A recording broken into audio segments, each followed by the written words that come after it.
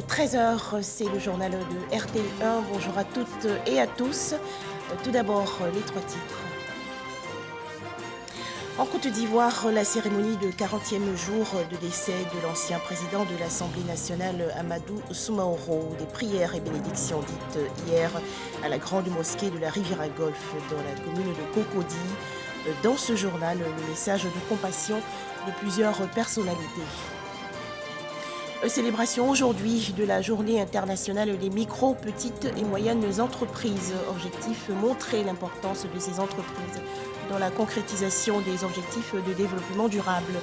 Dans quelques instants, le message du ministre ivoirien du Commerce, de l'Industrie et de la Promotion des PME, Souleymane Diarra-Souba. Enfin, le sommet du G7 en Allemagne, 600 milliards de dollars annoncés hier par le président américain Joe Biden pour un programme mondial d'infrastructures. En Côte d'Ivoire, donc, des prières et bénédictions pour le repos de l'âme de l'ancien président de l'Assemblée nationale, Amadou Soumaoro. La cérémonie du 40e jour de l'illustre disparu s'est déroulée hier à la grande mosquée de la Riviera Golfe dans la commune de Cocody. Amadou Soumaoro, décédé le 7 mai dernier, a été inhumé le 13 du même mois à Séguéla, sa terre natale, dans le nord-ouest du pays. Les précisions de Abdoulaye Koné. Le temps pluvieux n'a pas dissuadé les intimes, les amis et les proches d'Amadou Soumaoro. À la grande mosquée de la Riviera Golfe, ils sont venus en nombre et en qualité pour prendre part à la cérémonie du 40e jour de son rappel à Allah. Lecture intégrale du Saint-Coran, témoignages et dons ont rythmé ce qui représente la dernière cérémonie officielle du voyage vers Allah de l'ancien président de l'Assemblée nationale. Le président de la République voudrait tout d'abord personnellement s'incliner sur la mémoire de son frère disparu. Il réitère ses condoléances à la veuve, aux enfants, à la famille Soumaoro, à toutes les familles qui, à Séguéla, dans le Ourodougou, sont avec les familles Soumaoro. Le président termine par ses salutations fraternelles à tous ceux qui ont daigné se déplacer ce jour pour venir honorer la mémoire de son frère Amadou Soumaoro. L'admiration et la gratitude étant des sentiments les plus nobles qu'il soit donné à l'homme d'éprouver, la grande famille Soumaoro n'a pas manqué de remercier les différents donateurs, avec en tête le chef de l'État. Monsieur le vice-président de la République, au nom de la grande famille Soumaoro de Séguéla, de la famille de notre regretté Amadou Soumaoro, des familles alliées, des veuves et des enfants d'Amadou Soumaoro, j'ai la lourde charge d'exprimer de la façon la plus sincère et de la façon la plus déférente notre infinie gratitude, notre reconnaissance et nos remerciements. D'abord à Monsieur le Président de la République et à Madame la Première Dame, pour tout ce que Son Excellence Monsieur Alassane Ouattara a fait pour Amadou Soumaoro, en faisant de lui, de son vivant, une figure nationale et mondiale, en l'accompagnant dans sa lutte contre la maladie et pour sa compassion, son empathie, bref, pour son amour familial et fraternel, quand le Tout-Puissant a décidé de le rappeler à lui. La bénédiction finale, qui marque le départ définitif de l'âme du serviteur d'Allah vers son Créateur, a été confiée à l'imam Fodé Doumbia du Kozim. Un rituel de bénédiction qui s'est refermé avec des prières pour le président de la République Alassane Ouattara, afin qu'il soit guidé par le Très-Haut et le tout miséricordieux dans la conduite des affaires de l'État. Ils ont donc tous prié hier à la grande mosquée de la Riviera Golfe pour le repos de l'âme de Amadou Soumaoro, le défunt président de l'Assemblée nationale de Côte d'Ivoire. Tout de suite, des personnalités expriment leur compassion. Nous sommes très émus en tant que députés de savoir que, effectivement, notre président est parti et il est parti définitivement. Et donc, vraiment, c'est un moment de tristesse, mais que nous acceptons. Parce que Dieu a donné, Dieu a repris. Je suis admirablement et particulièrement satisfait de toute l'assistance dont nous avons bénéficié dans le cadre du Woroba, notamment du chef de l'État, qui n'a ménagé aucun effort pour se tenir à nos côtés, à toutes les institutions de la République, à l'ensemble des députés, toutes tendances confondues. Et je voudrais quand même exprimer toute ma reconnaissance et toute la reconnaissance de tout le district de Woroba à l'égard de cette dynamique population qui nous a accompagnés au cours de cette cérémonie-là. C'est une cérémonie spirituelle qui a été honorée par la présence du vice-président de la République et avec beaucoup de bénédictions. En ce moment-ci, ce n'est plus les pleurs, c'est plutôt qu'il faut prier pour notre défunt, pour que Dieu ait pitié de son âme. Toujours en Côte d'Ivoire, la conférence de programmation des effectifs de la fonction publique. Objectif corriger surtout les dysfonctionnements qui entravent la bonne gestion des ressources humaines. Les travaux se sont ouverts en présence de la ministre Anne-Désirée Ouloto. Plus de détails dans ce reportage de Grace Kando. Adopter des mesures pour freiner le recours massif au recrutement des contractuels et prendre en compte les besoins en personnel réel exprimés par les directeurs des ressources humaines sur la question de l'affectation des admis. Entre autres recommandations, au thème de la conférence de programmation des effectifs 2022 des fonctionnaires et agents de l'État. Au sortir de ces assises, les données recueillies seront traitées, consolidées en lien avec la Direction générale du budget et des finances, les données que vous avez validées, qui seront transcrites dans le catalogue des mesures nouvelles 2023. La rencontre a réuni pendant 4 jours gestionnaires des ressources humaines et responsables techniques de l'administration publique. Une adéquation entre les besoins et les effectifs mis à la disposition des ministères. Ce type de collaboration permet effectivement de gérer de façon rationnelle, rigoureuse et efficiente les ressources mises à notre disposition. La mise en place d'une administration publique moderne, efficace et performante, c'est ce à quoi aspire le ministère de la fonction publique. La tendance actuelle devra être inversée pour favoriser l'éclosion de fonctionnaires de qualité et une prise en main rigoureuse du service public. L'organisation des conférences de programmation interne devra être intégrée comme une modalité pertinente de gestion optimale de nos ressources humaines. Le rapport de synthèse de la conférence de programmation des effectifs 2022 a été remis à la ministre Anne Ouloto par le directeur général de la fonction publique. Lundi 27 juin 2022, c'est aujourd'hui la journée internationale des micro, petites et moyennes entreprises. Événement pour sensibiliser le grand public à l'importance et au rôle de ces entreprises dans la concrétisation des objectifs de développement durable, les ODD.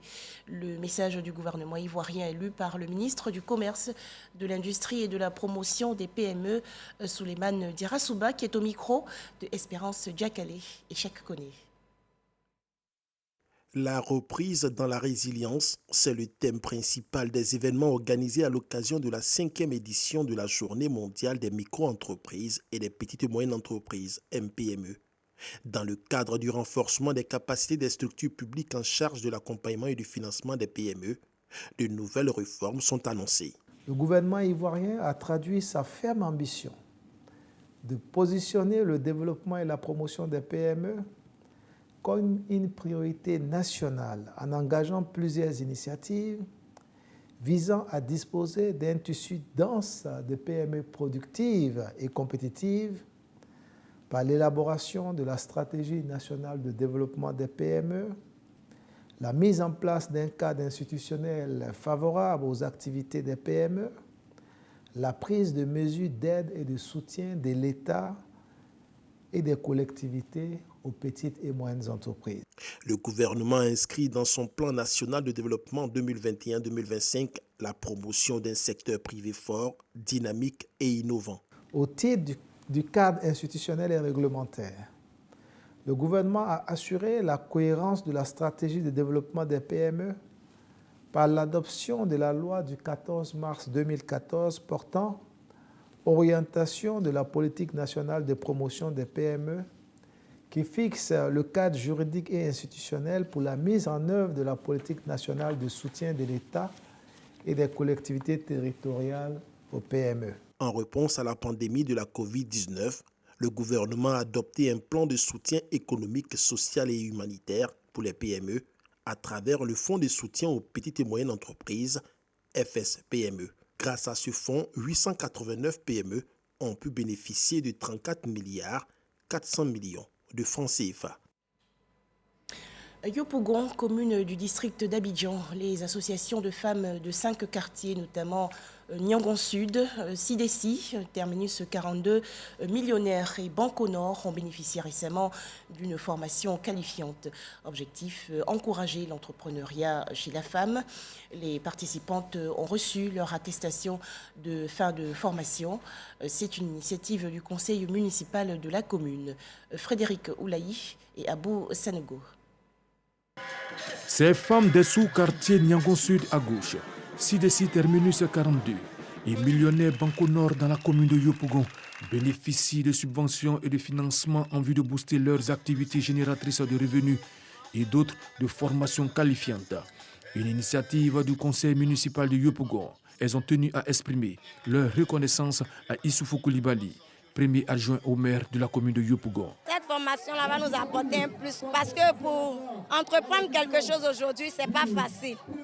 Donc avec les conseils de Mme Hamon, voilà, ça nous a donné beaucoup d'idées. Avec ça, là, on peut faire plusieurs choses, le commerce.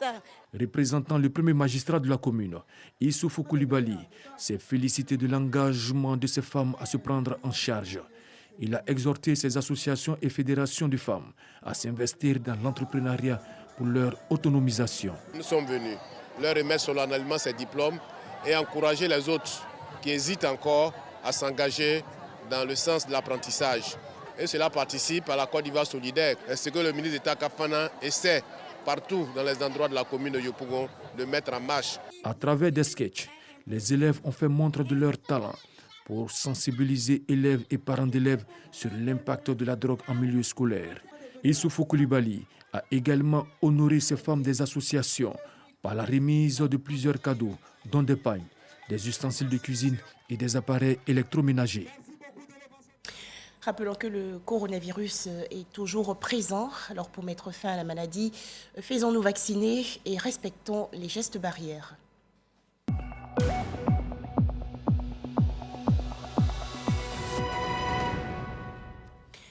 Les chiffres du coronavirus en Côte d'Ivoire. 50 nouveaux cas de coronavirus ont été enregistrés hier par le ministère de la Santé, de l'Hygiène publique et de la couverture maladie universelle.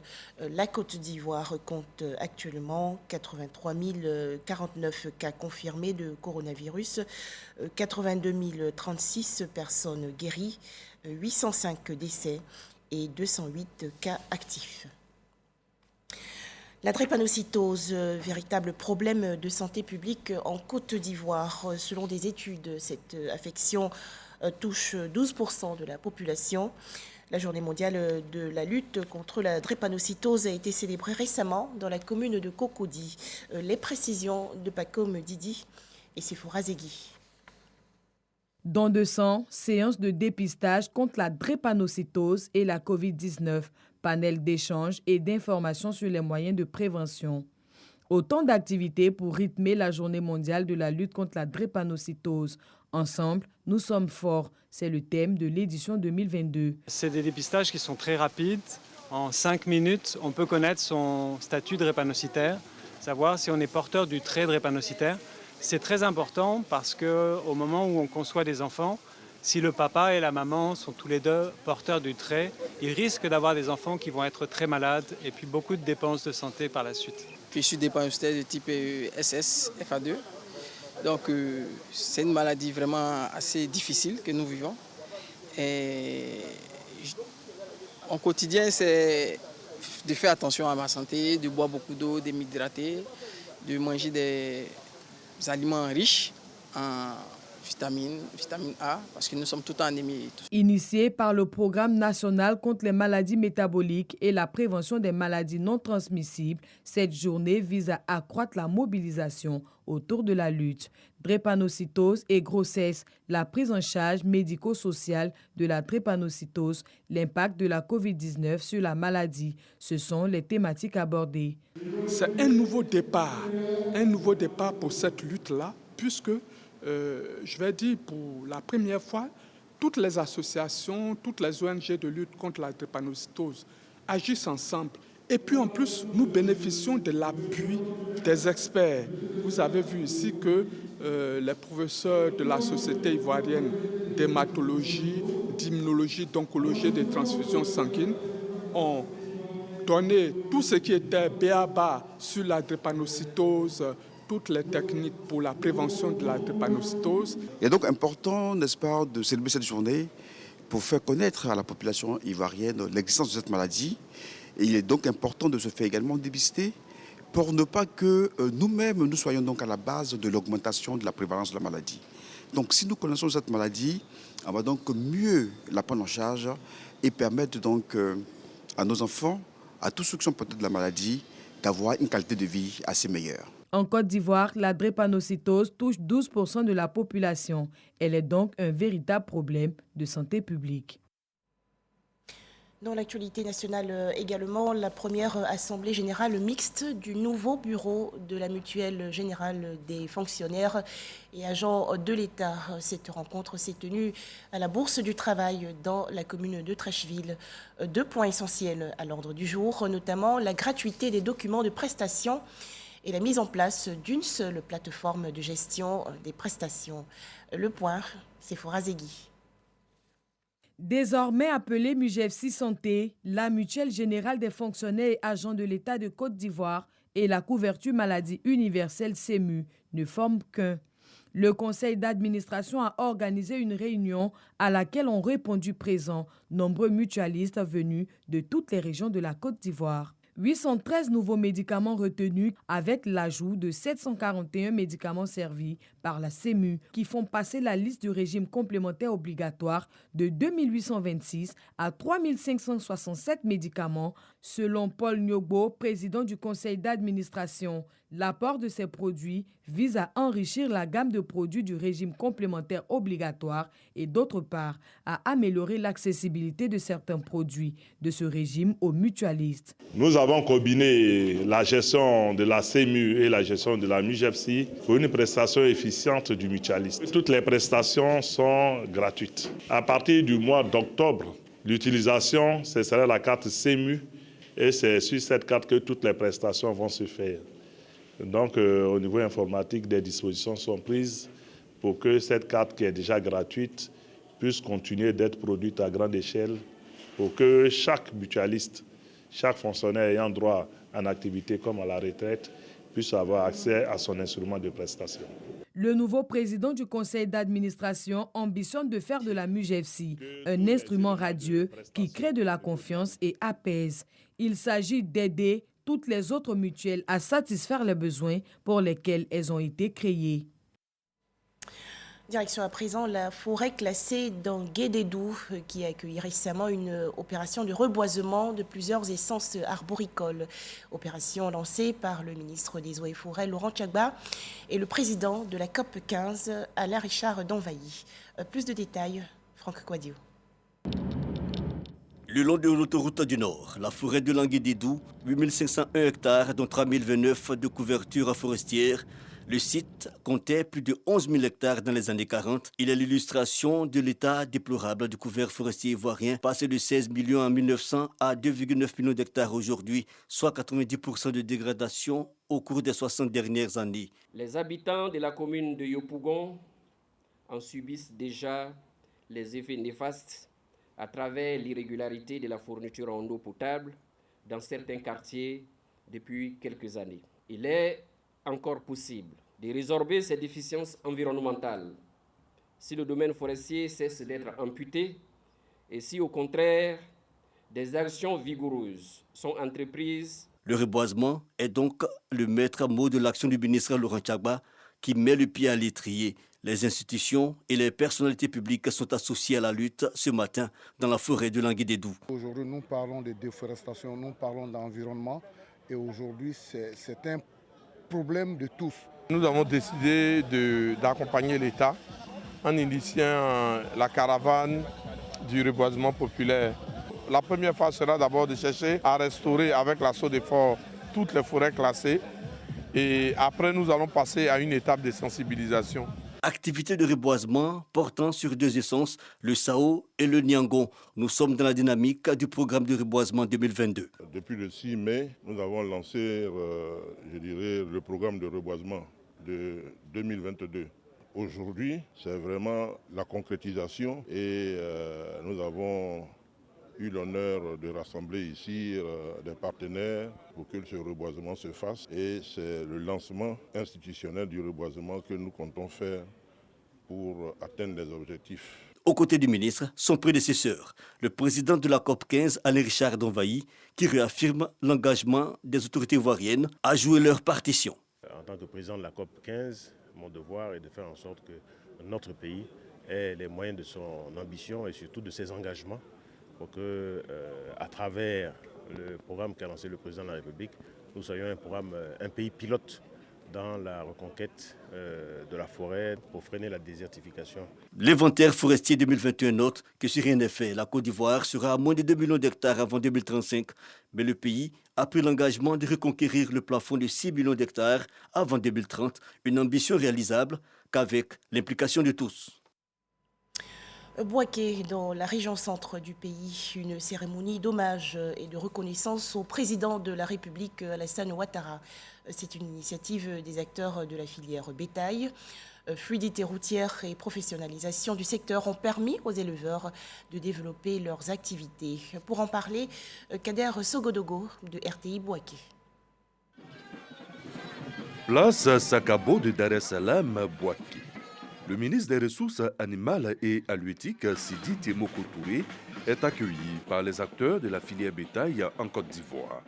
Éleveurs, bouchers et autres sont venus de tout le pays pour rendre hommage et témoigner leur reconnaissance aux premiers des Ivoiriens. Alassane Ouattara, à la tête du pays, a su prendre des réformes pour booster le secteur. Ici à Kassawadogo, la tête de file de la filière bétail ivoirienne a tenu à le relever. Aujourd'hui, c'est un grand jour pour nous de se retrouver à Bouaké et témoigner notre reconnaissance au gouvernement ivoirien, précisément à son Excellence, Monsieur le Président de la République, Alassane Ouattara.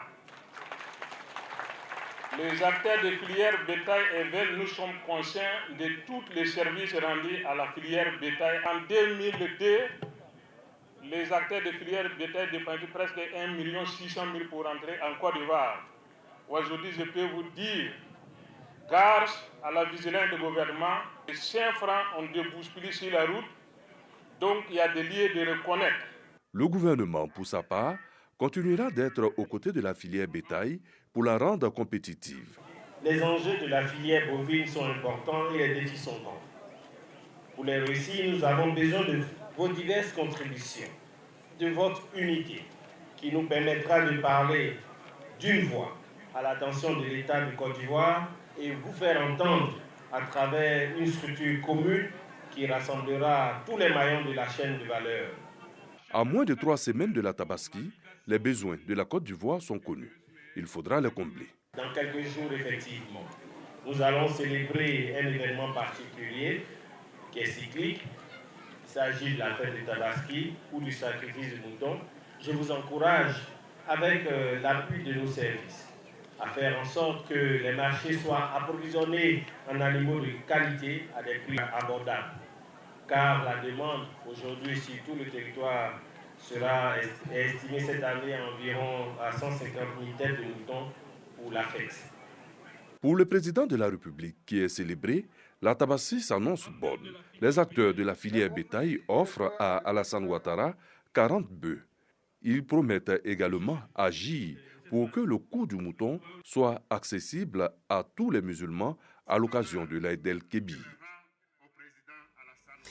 Restons dans la région centre du pays. La ville de Yamoussoukro a accueilli récemment une journée du mérite, de la reconnaissance et de l'honneur. Il s'agissait de célébrer et récompenser les acteurs du système éducatif du district autonome de Yamoussoukro, une initiative de la direction régionale de l'éducation nationale et de l'alphabétisation. Les précisions de Kwadio Kwame de RTI Bouaké. Journée du mérite, de la reconnaissance et de l'honneur aux acteurs du système éducatif du district autonome de Yamoussoukro dénommé les Awards de la DRENA. Il s'agit de récompenser les autorités administratives, politiques, chefs de structures et des partenaires de la direction régionale de l'éducation nationale et de l'alphabétisation de Yamoussoukro. Ainsi, 73 personnalités ont reçu des diplômes d'honneur pour leur contribution et leur abnégation à la bonne marche de l'école dans la localité. Une invite pour nous à faire davantage, à faire mieux pour que le rayonnement de la DRENA de Yamoussoukro puisse être encore plus grand. Nous avons cette force-là parce que le président, le docteur Alassane Dramane Ouattara, nous invite au travail. Encourager les uns et les autres à aimer le travail, à aimer l'excellence, à pouvoir se donner plus pour un travail bien fait dans le respect de tous pour que le corps ivoirien puisse en bénéficier. Pour les organisateurs de la journée, il s'agit d'encourager les acteurs du système éducatif de la localité à la perfection. Pour une année que nous avons passée 100 heures, le travail s'est fait dans d'excellentes conditions. Il était bon qu'on s'arrête pour honorer ses collaborateurs, pour honorer nos partenaires, honorer les autorités politiques et administratives, pour leur dire que ce qu'ils ont fait, nous sommes reconnaissants.